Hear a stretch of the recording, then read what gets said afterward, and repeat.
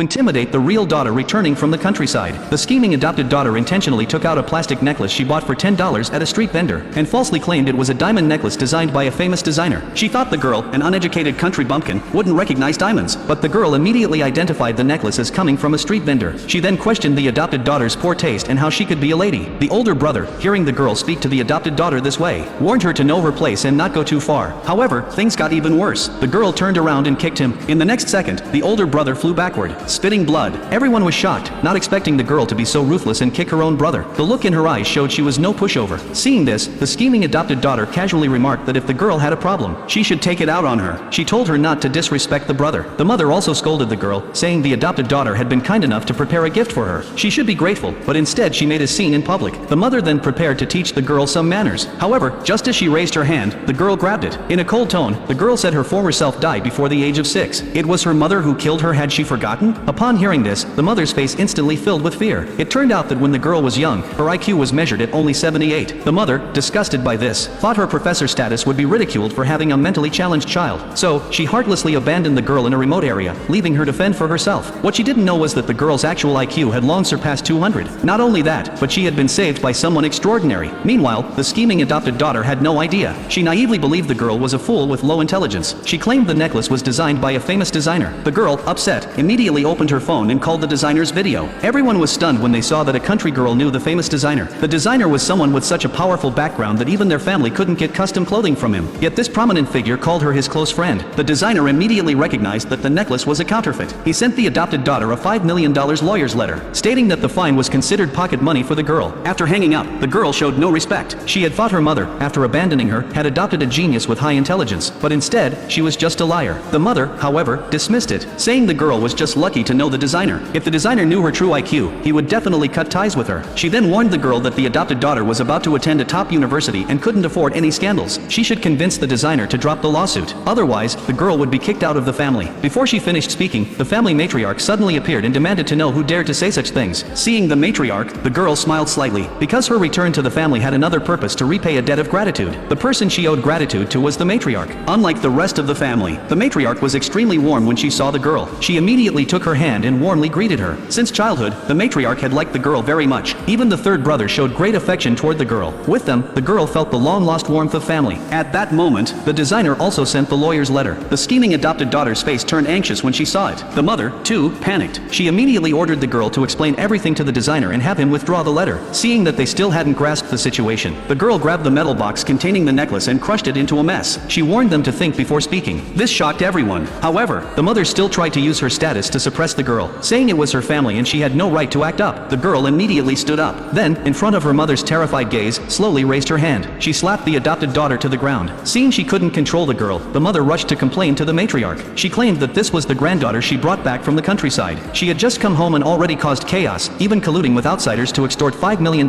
from the adopted daughter. Did they have to watch her act like a tyrant? But the matriarch replied that the mother always supported the adopted daughter. Since the adopted daughter couldn't afford to pay, why didn't she pay instead? The mother almost had a heart attack from anger. But to prevent the adopted daughter from going to jail, she had no choice but to pay the $5 million herself. After the girl left with the matriarch, the mother could no longer hold back her anger. Little did she know, this was just the beginning of the girl's revenge. The next day, to welcome the girl's return, the matriarch held a recognition banquet. She planned to announce the girl's identity to the world. And on this day, the girl arrived on a $5 million motorcycle, showing off. Seeing her flaunting, the adopted daughter was furious. She couldn't stand the idea of a country girl living better than her. She immediately started whispering complaints to her mother. And the mother, sensing an opportunity to hurt the girl, tried to seize it while the matriarch wasn't around. But she didn't know that she was no match for the girl. Soon, the mother's comeuppance was coming.